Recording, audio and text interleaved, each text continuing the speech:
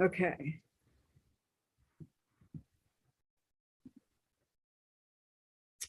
Giving it just a second, and then I'll start with the intro and we'll go to the questions. So can't wait to see you guys next month. It's going to be fun. 980 something tickets sold so far. So we may hit 1100. Okay. It'd be awesome. That is absolutely fantastic. All right. We are live on YouTube. Giving it just a second, and then I'll start with the intro, and there we go. We're coming for NMHC, Gino. We got a target on them right now. Okay, so welcome to Syndication Attorneys Free Monthly Podcast, where we talk about topics of interest to real estate syndicators with opportunity for live questions and answers at the end of the call. I am attorney Kim Lisa Taylor. Before we get started, please note that all of our podcasts will be recorded and may be used for future promotion, posted on our website, or broadcast in a podcast available to the public. If you don't wish to have your voice recorded, then please schedule a one-on-one consultation instead of asking questions during the live podcast. You can also put your questions into the Q&A and we'll read them with just your first name. So there's a little anonymity there. Information discussed during this free podcast is of a general educational nature and should not be construed as legal advice. Today, our topic is how to prepare for multifamily investing in times of rising interest rates with our esteemed guests, Jake Stenziano and Gino Barbero of Jake and Gino fame. So these guys have become kind of famous in the last several years. And didn't you tell me one time that your podcast has over 1 million downloads? We have over 4.5 million downloads right now, but we get about 150,000 downloads a month. And Kim, esteemed, that's a big word for Jake and Gino. So I'm getting confused, Gino. I'm getting confused because for a minute there, she was saying this is free to all the people out there. And I was like, okay, maybe she's the unattorney then, because there's never free time with an attorney. But then she gave that kind of disclosure at the beginning. So we came back into the legal realm. So we're finding our way today. Okay. I'm Gino. He's Jake. And we're not attorneys here. We're not giving legal advice. Kim's the legal expert. We're going to shed some light on the multifamily space today, hopefully.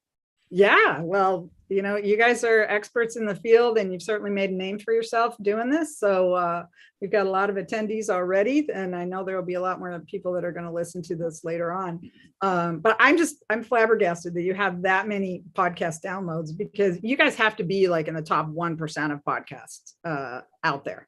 Kim, it's been a grind like everything else. We started back in 2015, and I promise, I didn't know what a podcast was back then. I really did. And Jake said to me, let's write a book. So I listened to Jake. Let's start a podcast. So I listened to Jake and we started. Just the first couple of shows are pretty horrific. If you go back and listen to them, if you want a good laugh, go back and listen to them. And probably 900 shows later, we're getting there. We're getting pretty good. It's just about persistence and patience and willing to work at it. And I think what we try to do is we try to be the guides on our podcast. We're not the heroes. Everyone listening to the podcast are the ones who have the questions, and we're trying to gear all the content to them. And it's been really a lot of fun. It has been, because the amazing guests we have on, we've had you on countless times, all the experts, and it's like a free little mastermind for us. We're able to speak to T. Harv Eker, who I admire. We had Javon McCormick on a couple weeks ago. We've had Stephen Pressfield on. How would we ever be able to speak to these people without having the podcast? And just, it's sort of selfish. We had the CEO of WD-40 on yesterday. Yes, Gary Ridge. But it's like it's a multifamily podcast, but it was so cool because he's been there for so many years and he's grown the company into a multinational organization now, and the learning lessons and the takeaway on culture and business growth and development are just fantastic. So it's selfishly, the podcast has become a free networking opportunity for the two of us. Yes. And to Gino's point a minute ago, we started, our partnership, getting to know each other in 2009, really started looking for deals hard in 2011.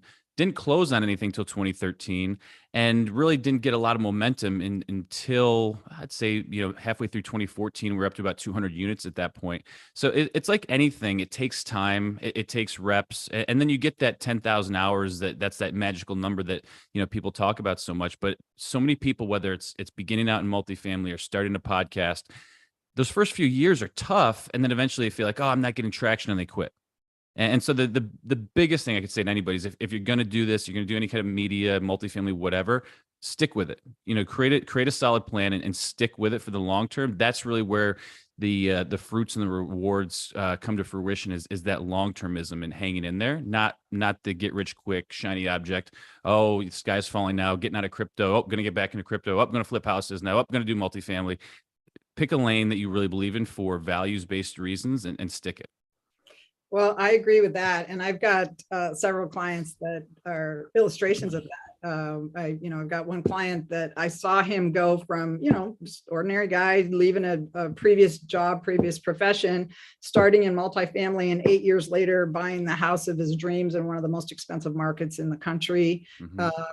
Taking international trips with his wife and sending his kids to the best colleges that you could possibly imagine. And another set of clients started out buying $3 to $5 million deals, and now they're buying $30 to $50 million deals, like 2 or 3 a year. So they've slowed down a little bit right now, but that was in a 6-year period of time. So you got to stick with it, but it's not as long as you think. And if you look into the future, it's like, what are you going to be doing 6 years from now? Either the same thing you're doing now, which is nothing, or something different because of all your efforts in between. So you just got to stick with it and realize it's a climb. You're climbing a mountain. When you speak about that, Kim, it's important. Dr. Ben Hardy wrote the book, Your Future Self. He's written The Gap and the Gain and Who Not How. They're all really good personal development books. And what we're all saying here is give yourself permission to suck, because you're going to suck for a little while. And no matter what you start, to become an attorney, you got to go to 3 years to get your degree, and then you've got to pass the bar. So there's a lot of hours put into it. So the term investment of loss, starting something, taking a step forward, then taking 2 steps back, then 1 step forward. And I think any avenue in life, you need to do that. And you can highlight successful students, your successful students. It's really the persistence. And the other thing that Jake probably forgot to mention is the accountability. We have a great accountability amongst ourselves where we don't let each other down. Yeah. So when I have to be on a call, I'm on a call. When Jake's on a property tour, I'm doing something else. So that accountability, I think, has helped us in our partnership, whether it's the education, whether it's the, investing in these properties, whether it's the property management. Now we're getting in the build to rent. We're doing development.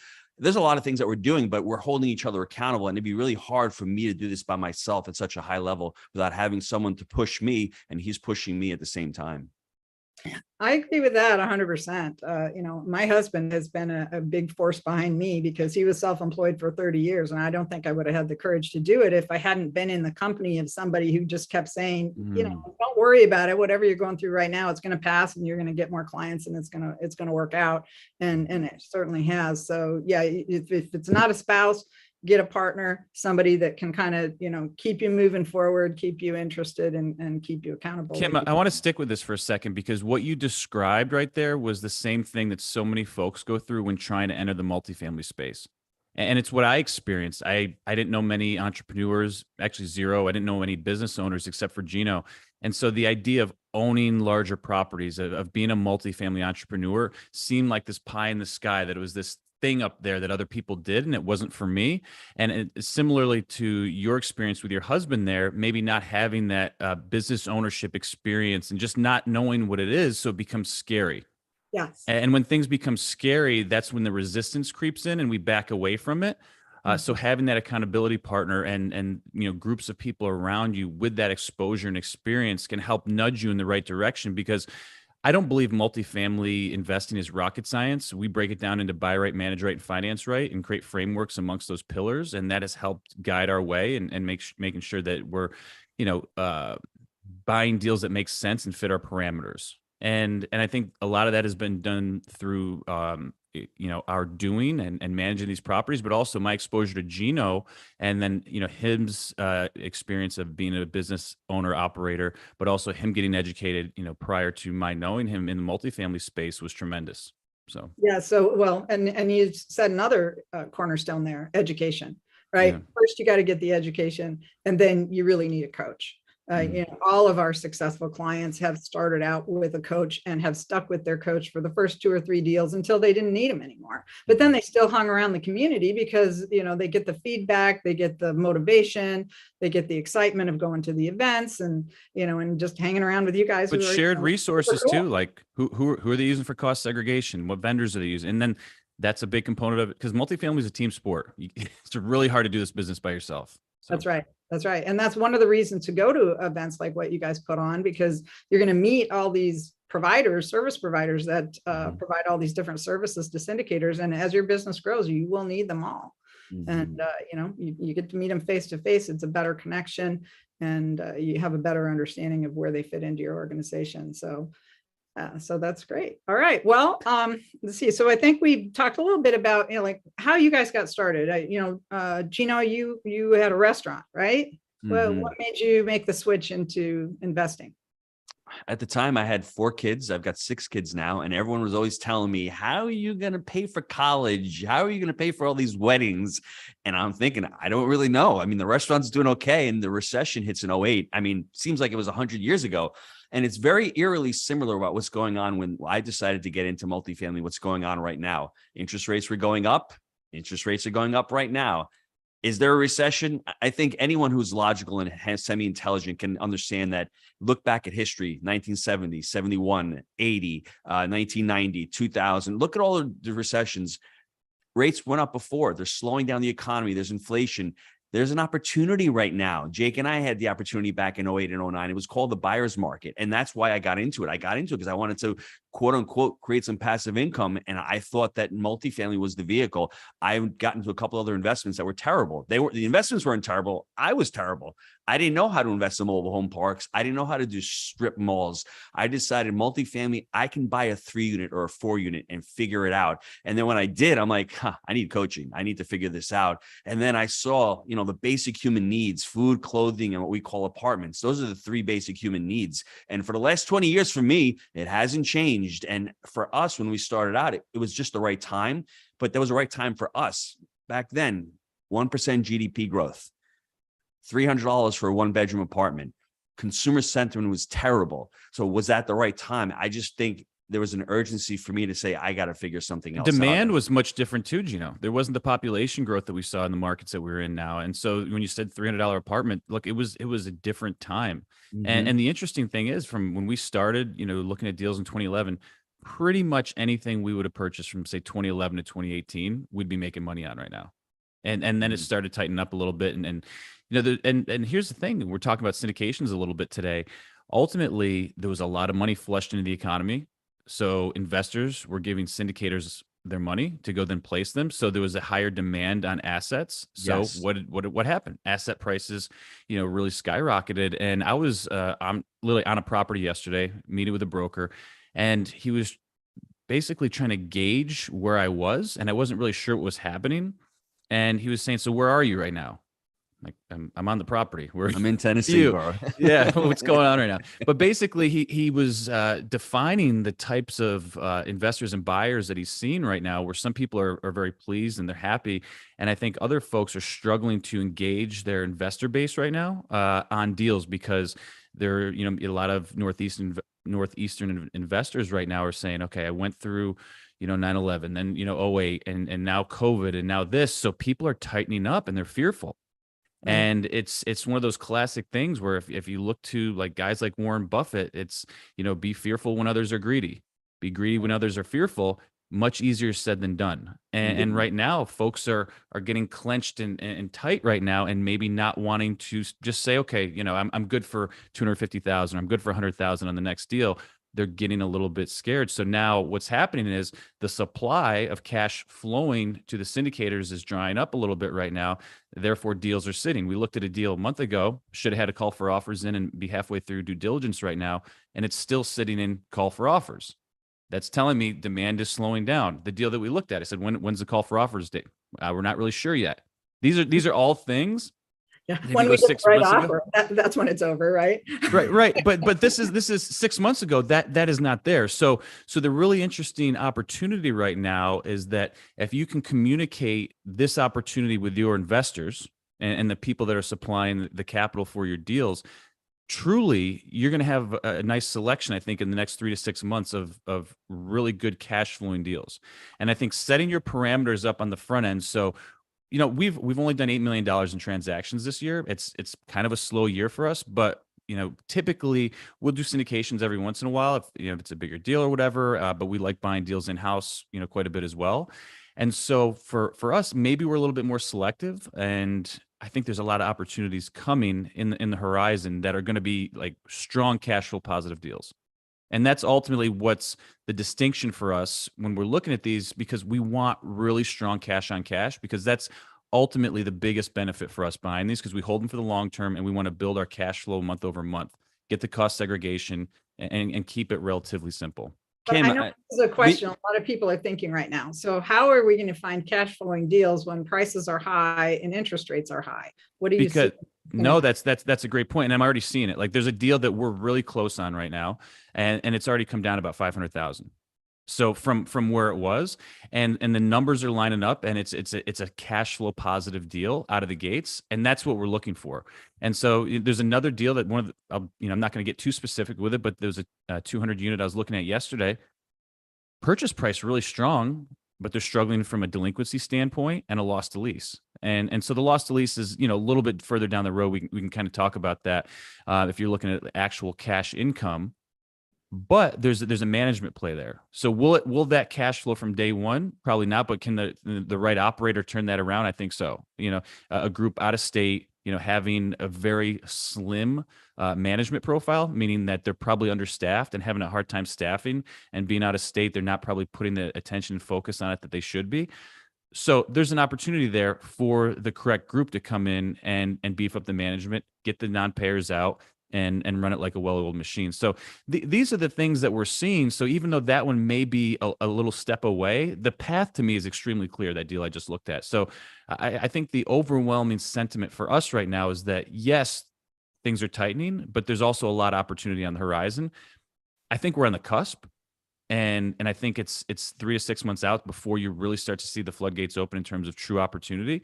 And also there's deals that we looked at. Let me ask you about that. Is that because you think the sellers are starting to come down on their prices? Yes. They're sitting on the yes. market, And also, right? but also it's going to be interesting to see some of these bridge deals that may have traded in the last, couple of years where there's short-term financing in place. What happens with those? That may or may not be an opportunity. I'm speculating right now, but I'm interested to see also where those go, because there's deals that we were passing on. And here's the difference too. And one thing that we like to do is actually on the front end, if we're going to do something that requires bridge, we actually like to do community bank debt on the front end, because we're going to have a 5-year term placed into it. And I get it. Everyone's going, well, recourse. Fair. I get it. We're comfortable taking that recourse component on the front end, because we'll get an 80% loan to cost on the front end if you can swallow that recourse component. And then we're not tied up for that short-term placement of the debt. We have 5 years and then a better relationship with the community bank, and the prepayment structure is very negotiable. So if we want it 1 year, we can get it, sometimes 2 years, and then roll it out to agency. And that's been, really our playbook and our comfort level. Well, and that's consistent with what I've been telling our clients as well, is don't do any bridge loan that's less than a 5-year term, because the people that really got caught last time in 2010 were the people that had 3-year balloons, and the loans came due at a time when the prices were still depressed. They couldn't refinance for the value of the property, so they ended up giving it back to the bank. And the ones that signed the recourse loans were the ones that ended up declaring bankruptcy. And Kim, and manage your exposure to that too, right? Like maybe 1 or 2 of these at a time. Don't have the bulk of your portfolio into these like turnaround jobs. I think that should be, Can I make a couple of points here? I think it's important to look back at 2018 and 2019. That's when we started our boot camps at Jake and Gino, and everyone's saying the market's at a high. The market's at a high. I was saying that. And 2020, the market's at a high, and now 2021. And now you can look back. The only time when the market hit a high is when you look back and go, oh, that's where it was. Right. But there's a couple of things that you can feel about what's going on with this market. We were buying stabilized assets with bridge debt. You do that when the market is at a high, right? That's the first component that I saw. The second component, there was tons of 1031s going on. I think 1031s have slowed down. I think the third component is when people are buying assets and they're flipping out in 18 months. They're not operating these assets. They're just, hot potato. It's like the crypto game. That is slowing down as well. So you're seeing all those components. So I'm here to tell you there is an opportunity, and there is going to be the opportunity. And I think the other thing is when you talk about syndicators and just regular investors in general, they've been underwriting with these rents to be going up 8 to 10 to 12%, and they've got interest only. Interest only is burning off. So principal is going to reset. That's a big component. I've been calling this for years. It's just that they've been saved by rents going up 10 to 12% a year.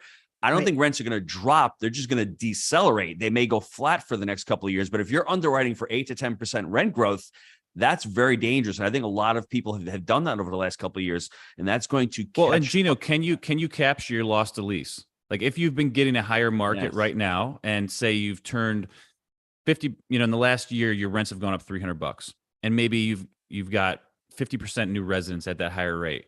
How hard is it going to be to close the gap on those remaining 50% maybe right to now get in that certain extra markets. That's going to be the interesting component that I'm very, very interested to see where that goes.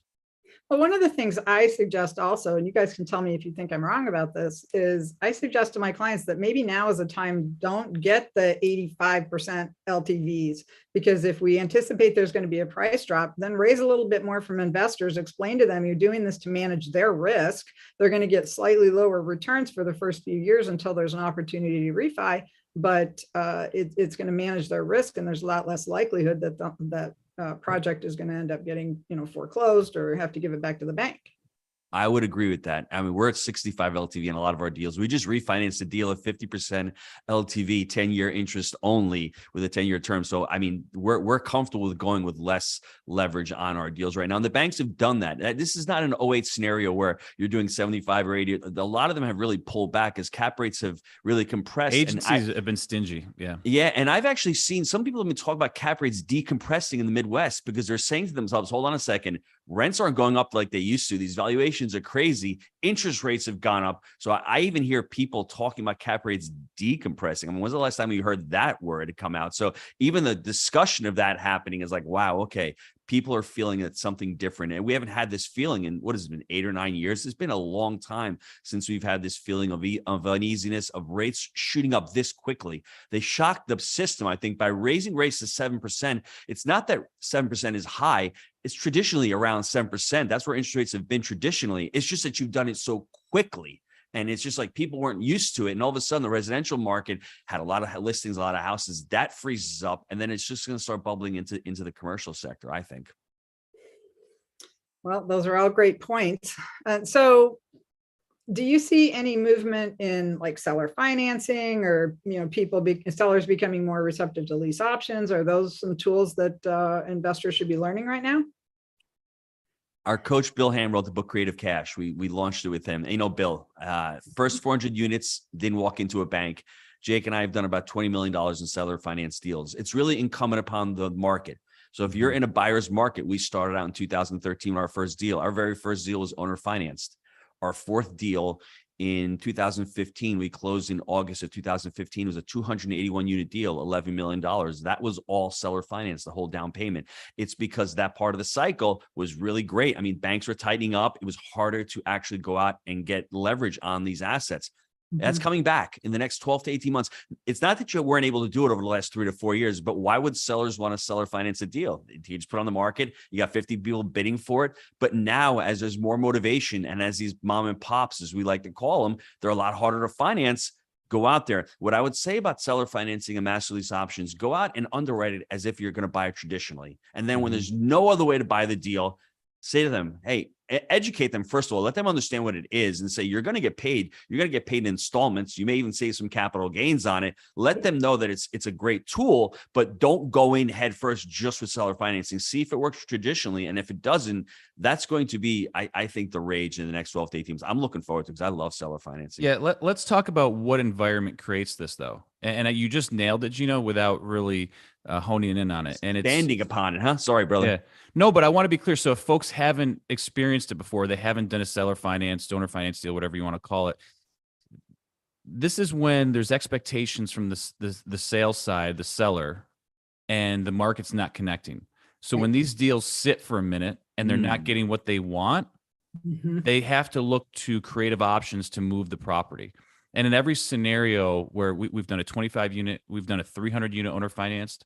Funniest statement I'll never forget. Title company is giving us the keys when we're closing on this 300 unit deal. And we actually got the prorated rents handed to us at closing. And they're saying, you just bought this deal and got paid at closing because we got and they're like, how does this happen? And it happens when demand starts to go down and a seller wants to get out of a property. And so this is the time in the cycle where you're going to start to see opportunities like this arise. And Gino made the point. If you're getting 10, 15 offers at a time, why the hell are you going to consider doing it? Just doesn't make sense. But if you need to get creative to move your property, these are the times where these types of strategies really work.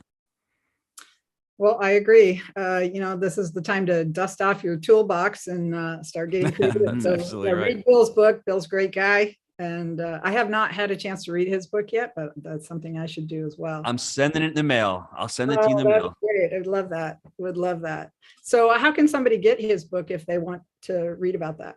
Just go on Amazon Creative Cash and you'll see it'll pop up. It's a nice red book. And there's one other thing that Bill talks about. We coined the term the SPY technique, and it's really talks about a negotiation technique. It's SPY. And this is for anyone who wants to be creative. And this is, I think, to me, any facet in any life, you're trying to create value. And that's what seller financing is. You're creating value. So the S stands for the seller. So if you're going into a property and there's a seller there, is that seller going to benefit from seller financing? I mean, is that an option for them? It doesn't matter if it's great for you. Who cares about you in the situation? You're worrying about the seller and creating value. We often forget about that. We think the seller wants the highest price. Maybe the seller just wants to create some mailbox money. Maybe he wants to defer taxes. Maybe they don't know what to do with the money coming back to them. You have to find that out. So the first part is learning what the seller's problems are and seeing if it fits. Then the next one is the property. Jake did touch upon earlier about your buy right criteria. Does it fit your criteria? Is it a deal that you'd want to hold for the long term or for whatever you're trying to do? And then the last one, obviously, is the why, is you.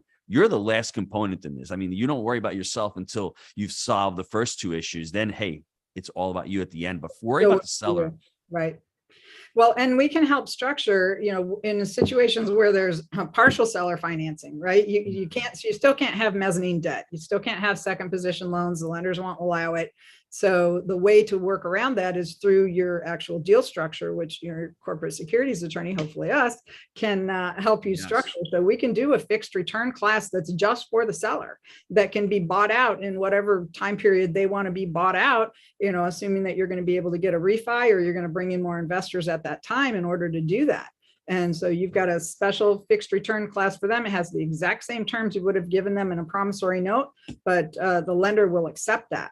And they don't have any voting rights either. Mm-hmm. So, they're happy just to get, they get paid next right after the first position lender.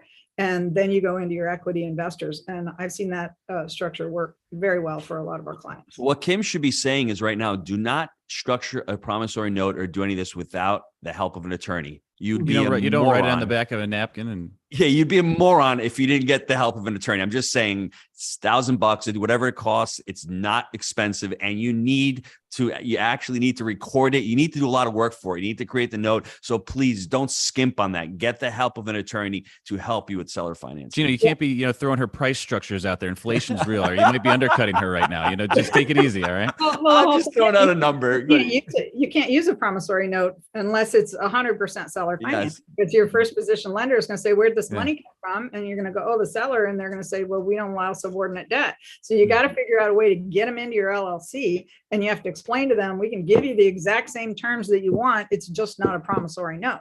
And, then that's awesome. And you're not necessarily, and there's different ways to do this, but you're not asking necessarily the seller to carry the note for the whole property. And you may not even have to bring any money to the table. I think the structure that's worked best for us is there's a bank involved. The seller brings the down payment, and that's your note to the seller ultimately. And you may be able to get into the deal with nothing, right? And I'm not saying this is common. We've done it a handful of times. So I just don't want it to be like, oh, every deal I'm going to do is it has to line up, right? There has to be an opportunity. A property has been sitting. They want a certain price. This is, typically the structure. But I like that a lot when they're bringing the down payment and then that note, you're giving to them, and that works pretty well, so. Okay, great. So what should people be doing? I get a lot of people saying we can't find deals.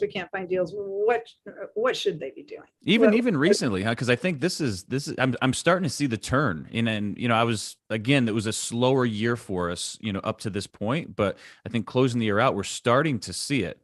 And the interesting thing is too, networking with the brokers right now. Gino was joking yesterday that he's actually getting brokers to proactively reach out to him because, for a minute there, they were kind of sitting the feet up on the desk, listening to some Kenny Chesney, little Jimmy Buffett sipping the margaritas, and life was good.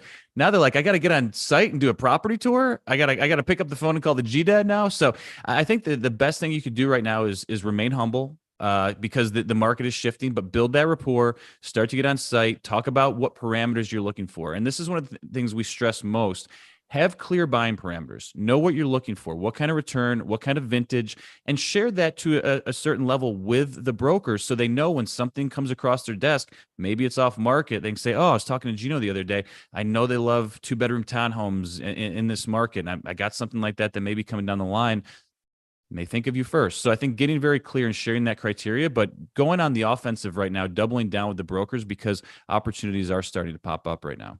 Jake, What about direct financing or direct marketing to sellers? Is Oh, that effective? I'm howling because that's our deal dogs, and so we've been doing that for a while. And actually, the deals that we've closed this year, that's how those deals have come to us. So we run a little component department out of our company or whatever. We have a handful of guys. That's all they do, and they call the owners up. It's a very typical thing, and you can scour a specific market really well so that you're getting in front of these things. The thing I will say about this, though, is it's typically for the small to mid-sized deals. When you Right. start to get into these bigger groups, there's kind of a wall up, and it's hard to break through. So our guys don't really like to go after the 150 plus, but the sub 150, sub 100 deals. A lot easier, and I think the mobile home parks are much easier for this as well. So their business that they run is they go after mobile home parks, and then they do mid to small size apartments for Jake and Gino. So Well, a lot of people think that it's not possible to syndicate small deals, but it really is, especially if you've got multiple deals, right? So That's right. let's say you go out and you find 3 or 4 multiple deals, you can actually do one group of investors for all those deals and offer them the diversity of having a portfolio versus a single property and relying on that to generate their profit. Yeah, and this happened to us, Okay. Kim, just recently. So our deal dogs got a deal for us, and that turned into 3 deals with one seller, Yep. and then we performed at a high level. That person referred us to 3 other folks. So Oh, wow. that one deal started this domino effect where and look, they were all about the same size. They were 30 to 50 unit deals, each one of them, but they were all in kind of the same area. And it started this worked out fantastic for us. A lot of the same kind of product that we're looking for, vintage, yada, yada. And, so we found like this little vein there that we're able to tap. So, don't sleep on it. Yep. All right. All great advice. So, what about people who are new to syndication? What should they be doing right now? I think they should just call Kim, because you remember back when I was a little baby in diapers and we got you on the phone, I don't know, 5 or 6 years ago, and it was like 6-7 hours. And you're like, dude, I'm telling you the same thing over and over again. I'm like, Kim, am I hearing you correct? Can you tell me this one more time? And the problem is that Kim is like this skilled legal ninja, and she's talking to me where it's just like there's this barrier to understanding legal jargon. So she had to say, all right, Jake, this is what I'm trying to say to you. And she was very sweet about it. And she held my hand and walked me through the process. So I think it's finding someone that knows the process, and don't just try to wing it. Don't just, try to get your own forms and docs and this and that. This is a team sport. Get with professionals. Make sure you build a team of professionals around you that's going to guide you and be your guided mentor through the process. Otherwise, you're going to end up in rough shape. So, like, this is not a shameless plug for Kim. We've used her multiple times, and I think the key is to build your team and the folks that are needed to get this work done. Because I didn't know much about syndication. We were, JV. We're buying for cash flow guys, and without Kim, I think it would have been a disaster for us. To get back to your previous question, though, there's a couple of things that you should be doing as well. You should be sourcing deals, but also sourcing capital. If there's no deals in the market right now, you should always be looking for capital, because as Kim will tell you, I'm not the legal expert. You need a substantive relationship. So when you find the deal, if you don't have the investors, well, that deal is pretty useless to you. You can't fund the deal. So you should always be looking for that. I think the other thing you should be doing is you should be really networking with, you talk about brokers, but you should also be out there going to these events and networking and building your systems. We could talk hours upon systems, but how are you talking and corresponding with your investors? Do you have a CRM platform? All these things that when you're slow, you should be working on the business in those areas. How does your website look? How is your response look? How are your lead magnets? This is all stuff that you should be doing in conjunction with looking at deals. And that's why Jake said multifamily is a team sport, because we couldn't do all this. We had a business going on. We had to create what we call Rand Partners. It was a subsidiary, because all of a sudden that's a syndication business. We have investors, we have asset management fees, we have acquisition fees, and that's where education comes into it. I mean, if you can't invest in your education and learn the process, because syndication moves really fast. And if you don't know the steps, if you don't know that you need an operating agreement, you can't start, raising capital and putting money into a bank account unless you have all your docs, and you're 40 days into it, you're like, holy crap, I don't know that. You lose all the momentum and you lose the deal. So understand the process. It's just another layer of what multifamily is. But if you don't know that process, and if you've never done it before, hook up with people who have done it, and possibly maybe you try to join someone else's group and see if you can add value to their group. I think that's something else that people should be doing, going out there and seeing who else is doing it. Maybe partner up with somebody else who's got success and who has the credibility in the space. Well, and I know how people can meet other people who are doing this that they can team with. Any ideas? Jake's the pitch man. Give it to me, brother. Hit me. Look, obviously we have the multifamily event, Multifamily Mastery 5, November 5th and 6th in Orlando. We're going to have over 1,000 people. This is going to be a really phenomenal event. And, all the vendors are going to be there. This is the place where you're going to meet experienced people. You're going to have people that have done 10,000 units there. You're going to have people that have done 0 units and everything in between. But I want to touch on what you're saying there a minute ago, Gino, because at every part of the cycle, you need to work. And I think people are looking for everything to line up and be easy and be perfect. 6 months ago, there's no deals, but there's money coming to you. Now, in my opinion, I think there's going to be deals, but guess what? It's going to be harder to raise money. There's no money out there. Look, you need to work. You got to go out there. You got to create these relationships. You got to build the team. And there's going to be points every few months where the market's shifting a little bit, one way or another. And if you're not tending to your business, and if you're not building relationships with brokers, you're not building relationships with investors all the time, you're going to get left behind.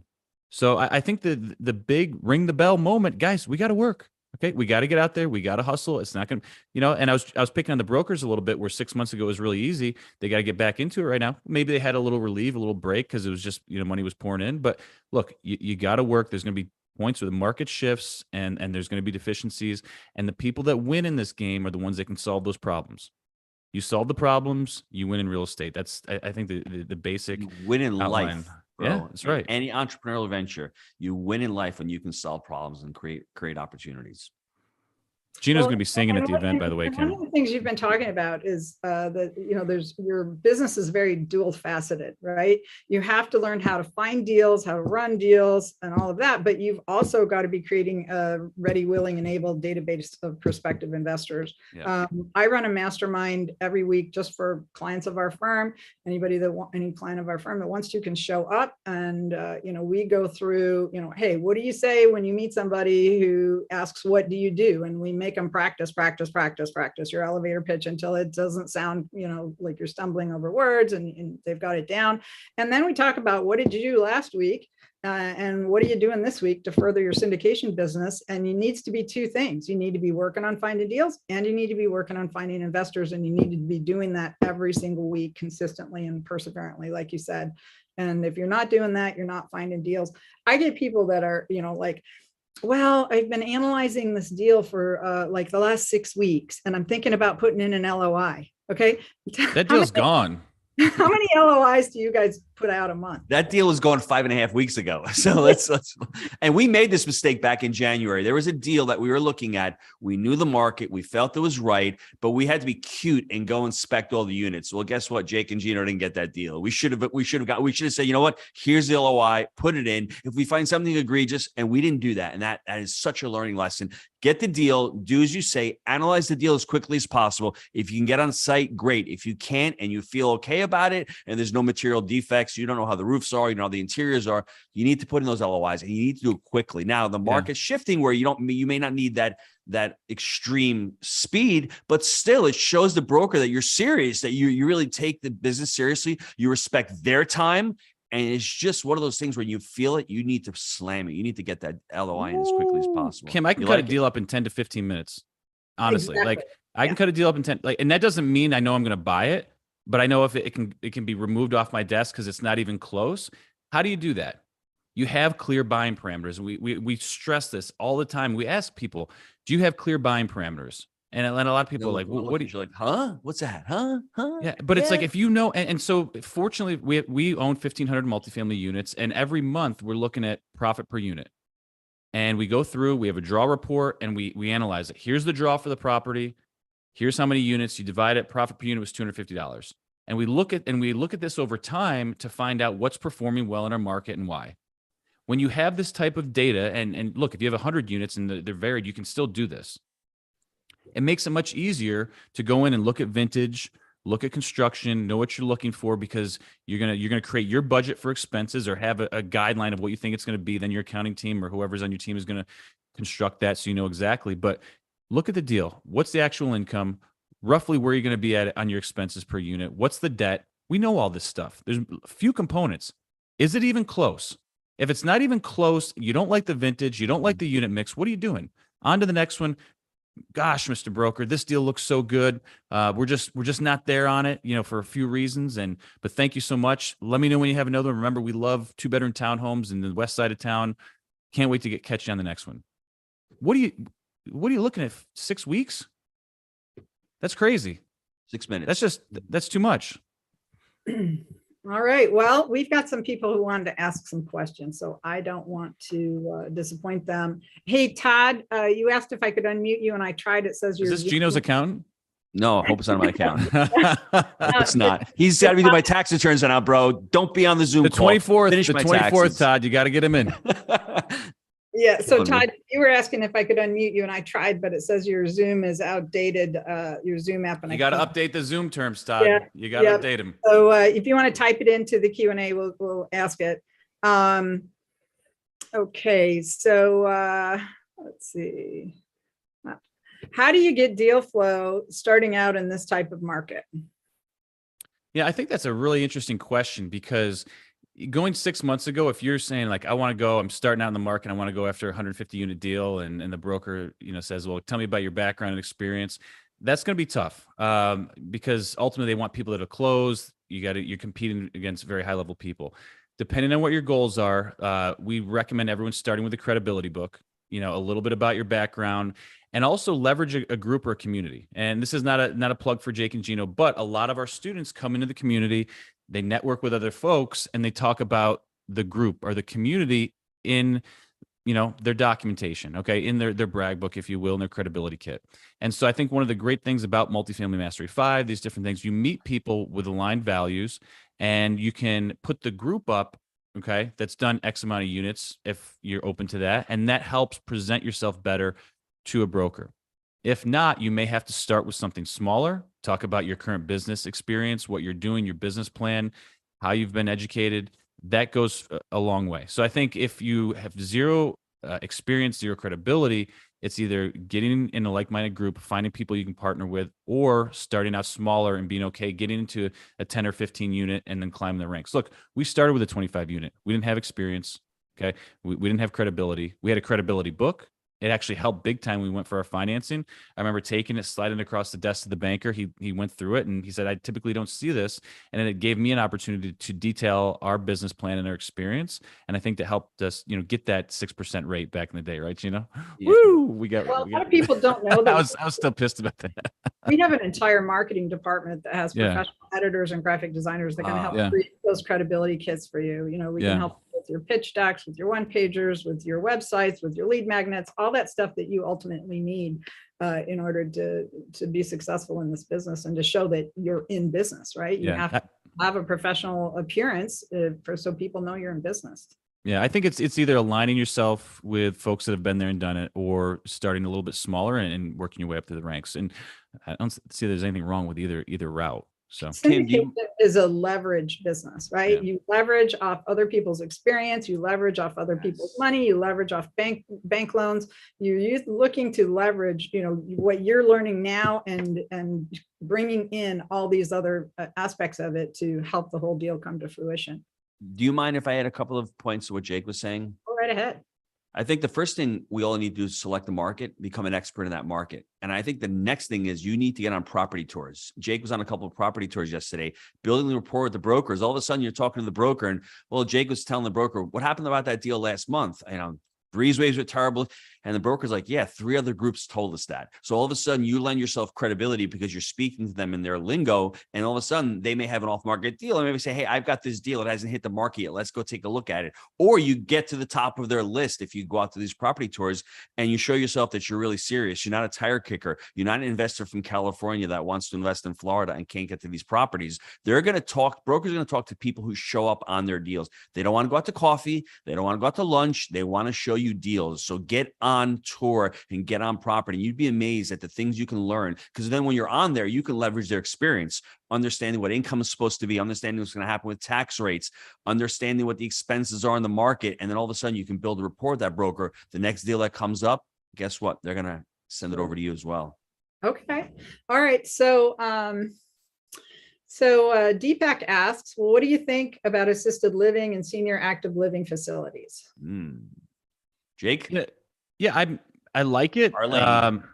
No, it's fine. I like it. We tend to really stay in our lane, though, as Gina was just alluding to. So I'm not opposed to it. We typically don't do college. We don't do senior living. We really just we don't do HUD.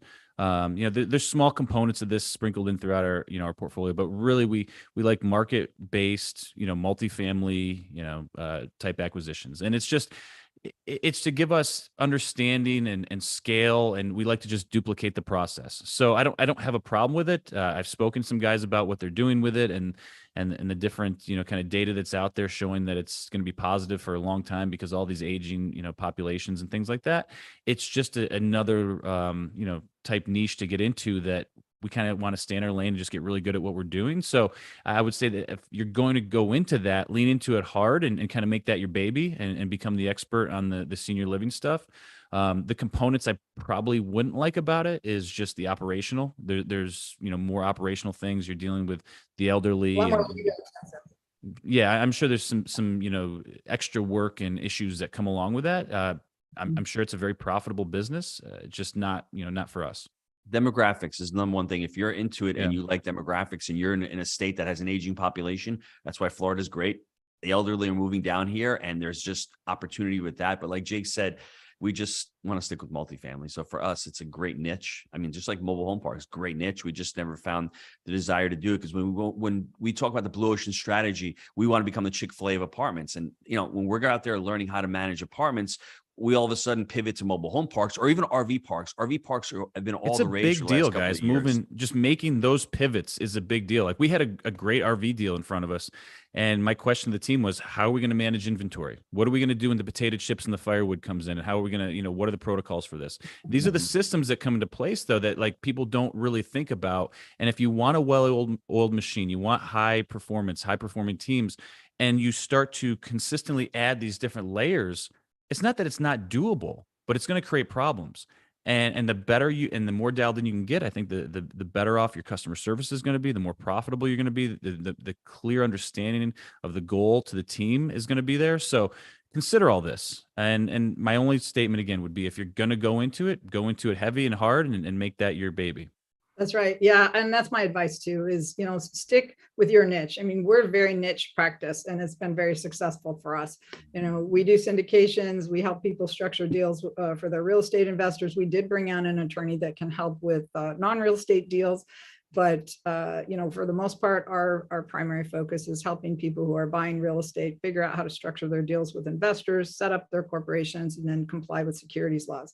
So if you can be that laser focused in your business, all of our most successful clients are in a niche. We have some that just do self-storage, some that just do mobile homes, some that just do multifamily. So pick your niche, become an expert in that before you start, chasing the next thing. I appreciate it though, Kim, because when we started out, I thought we could do everything. I think we can be everything to everybody for every market segment. We can buy all the real estate, and it makes it much harder when ultimately, as your company grows, when you want to become a market leader and perform at a higher level, to be everything to everyone, and that's where it starts to get difficult. Well, and even the biggest funds that I see, private equity funds that I encounter are all really laser focused on one thing. I get clients that come to me and want to do what I call kitchen sink offerings. They want to do a fund. They think that it's going to be so easy to raise all the money in advance, and then they can get all the deals that they want, and they can buy any kind of deal that they want. And I can tell you that they are rarely successful unless they have very specific experience in those specific areas. Maybe they can narrow it down to 3. Like I've got a developer who's developed multifamily and shopping centers and self-storage, and he does well with all those 3 things, and he has for a long time, so he's okay to do that. But if you're not that person, you can't do it, and you're just going to waste your money on a fund. You're going to waste 60 days setting it up. You're going to talk to a bunch of people about it. You're going to raise, you're going to have a $5 million or a $50 million fund, and you're going to raise about $100,000. I get fearful from unique differences just in multifamily. If I'm looking at a deal and there's a little component that we don't have much experience with, I tend to, tense up a little bit, and I'm a little less aggressive with it. So even to that extent, not saying I wouldn't buy it or something like that, but that's, just how I think our business has evolved. Yeah. All right, let's go to another question. Catherine asks, how does one seller finance a down payment with agency debt? That's that structure I was talking about, where we bring them in as a special class. The seller becomes a separate class in your LLC. They get a fixed return. And you can do this with other investors. Maybe you have some investors that don't want equity, but they just want a regular fixed return. So maybe you offer them 9%, and you let them get paid right after you pay your bank debt. They're the first class in your LLC that gets paid, and then you go split between your management team and your equity investors. We write a lot of offerings like that, and we usually write it so that the fixed return class can be bought out on a refi, so you can get rid of them. Beautiful. Sometimes, wow, man, Kim's just like, get out of my deal. Get out of here. Well, some of them only want that. They just want to be in. They don't want to be into a 5 to 7 year deal, right? All right. So Ryan asks, mentioning deals on Facebook or social media for 506Bs, what can we say? What can't we say? What's the law? The law is that you can't advertise deals, 506B offerings, on any kind of social media. You can only offer them, which means you can only talk about them, to people that you already have established a pre-existing relationship with. So you have to go out and develop contacts, go to the multi-family mastery event, get a bunch of contacts, go to your local philanthropic events, local chamber of commerce meetings, go places in your own community that you can meet investors, follow up with them, establish a pre-existing substantive relationship. There's an article on our website. If you go to syndicationattorneys.com, go into the library, there are over 60 different articles there. There's also frequently asked questions on all of our previously recorded podcasts, over 60 of them. So you can go there and get an article that's called How to Create a Substantive Relationship. I highly recommend everybody get that article and read it, because it actually tells you what the SEC believes is necessary to have that relationship. And that means you have to understand that person's finances. What does that mean? You got to have a conversation with them about their finances. You have to ask them questions, right? Because you don't know, even though your neighbor drives a nice car, maybe he doesn't have any money in the bank, and he doesn't have. Is that finance, or you pay cash for that? Right. You got the money or what? That's right. So you've got to ask, you've got to have those conversations, and only after you've had that conversation and you've taken note of that conversation in your database, then can you start offering them 506B offerings.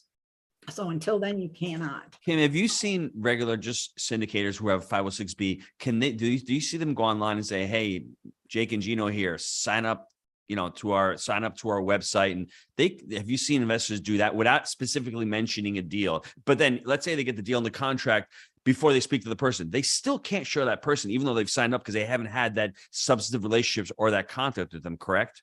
This is where your lead magnet comes in, right? You have to have something to offer. You've got to offer something of value, of educational content, or something that people want before they're going to give you their contact information. Yep. So if you have that kind of a lead magnet, you can create a free report, you can create a checklist, whatever you can think of that investors might want. you can then offer that to people in exchange for contact information. Then you can do the follow-up. This is Then- the dating process, right? Yes. You meet someone, then you follow up with them, you have a conversation, establish rapport, you determine whether they're suitable to be in your offerings. That's what the SEC says you need for that substantive relationship. You have determined their suitability to be in your offerings. That means you're not taking their last $50,000. They're not relying on income from your deal to pay their monthly bills. They can recover if there was a loss. If they didn't get their money back, they could financially recover from that. And they meet one of the criteria of either an accredited investor or a sophisticated investor by virtue of their previous experience or investing experience. And So- that's why we go to Kim, because Jake and Gino would not have been able to say that eloquently. And not really, I'm not sure how. we're not lawyers. All right. So somebody asks, an anonymous attendee, when you started, did you syndicate the first deal, or was that just both your capital? The first I didn't know what we- syndication was when we got our first deal. Well, remember, let's talk about the first deal. There wasn't much money back in 2013. The Jobs Act had just come out. Then 2017, I think syndication started ramping up with when Trump did the cost segregation and all. So the first few years, there wasn't a lot of capital in the market. It wasn't like it is over the last 3 or 4 years. So we are just started buying deals ourselves. We were able to refi the money out of that first deal, get the second deal, the third deal. We refinanced over $20 million out of our portfolio and continued to buy. Our first syndication came in November of 2018. We decided we want to learn this. We want to teach it to our students. Mm-hmm. So we syndicated our first deal. Then we syndicated our second deal in October of 19, and then our third deal in January of 2020, around that time. And we've had 3 syndications. We've gone full cycle on 2. We still own 1 right now. So it's been a mixture. Like you said, the syndication is a tool in the Tools in the toolbox. belt. Tools We've in the done right. belt. creative financing, we've done syndications, and we've done joint ventures with as well. Excellent. All right. So Roger asked, Kim, do you send out a recording of these events? Well, it's being simulcast right now on YouTube. So as soon as it's over, You got to pay for the recording though, right? no, you're going to be able to go to YouTube. Ah, and she's just giving away the watch farm. this. Yeah, we give away a lot of educational content. That's our thing. So yeah, you can get it off YouTube. You can subscribe to our YouTube channel, which is Syndication Attorneys PLLC. Also, we're going to be putting this up on our podcast, which is Raise Private Money Legally. And by the way, I just want to let you guys know that we are coming out with a new book. So we're doing a second edition of my book, which was originally published in 2019. It's going to have a lot of new content. We're going to do a relaunch of that. So if anybody's interested in that, it's going to be coming out before the end of the year. So I'm working on it right now. All But right. if you want to reserve a soft copy of it, you can text the word syndicate to 844-796-3428. No, text it, Gino. She's saying text it. He's writing it down. Sorry, what was that number again, Kim? Type syndicate to, and I'll put it in the chat. I was actually going to repeat it, Stenziano. I was going to give her a plug and go 841-796. 844-796-3428. And let me just send this out to everybody. And you can get on the list to get that book. Let's see. Gino put the link to the Multifamily Mastery 5 event in, but you only did it to the panelists. So I'm going to resend that to everybody. If you want to sign up for their event, it's a great event. It's just action Right around the corner. There's a ton of educational material there. You're going to meet a lot of people. You're just going to get energized about your business. And you're just going to be so glad that you came. So don't miss that event. You really have The to. Lazy River, it's an A++ property. It's all first class. I think Gino's providing like some Starbucks maybe. No, it's going to be more than that, but it's going to be really, really phenomenal. We got Ryan Serhant, Julius Thomas, Pace Morby. Gino's going to be there. He's doing a little opera stint. I'm excited to see that. We got our boy Lukey Wren up there bringing the pain. So a lot of really high level speakers, a lot of high level investors. We got an operator panel, a lot of good stuff. I'm very excited about the event. Well, and if anybody wants to know about, our services, you can schedule a free call with one of our staff at syndicationattorneys.com. There's a button there that says schedule a consultation. You'll get some options. You can pick who you want to talk to. We would love to speak to you. Just a couple of quick questions and then we'll wrap up. Kim, do you also help with structuring JV deals? Absolutely. Oh, yeah. And then Roy asks right after that, well, what's the difference between a JV and a syndication? The difference is in a joint venture, all investors are actively involved in generating their own profits.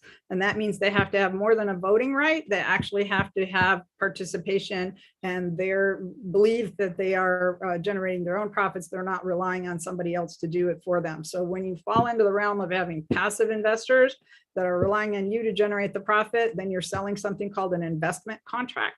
That investment contract is a security, and that's what triggers having to comply with securities laws, which means you have to have the right disclosure documents, you have to do filings with the SEC and with the state securities agencies. And so it just becomes a bit more expensive and a bit more cumbersome, but you stay in control of the deal. You don't have a bunch of other people telling you how to run the deal, which is the problem with some joint ventures. So anyway, some people have said great content. Thank you all. Have to drop off. But anybody that wants to schedule an appointment with me, you can do so at our website.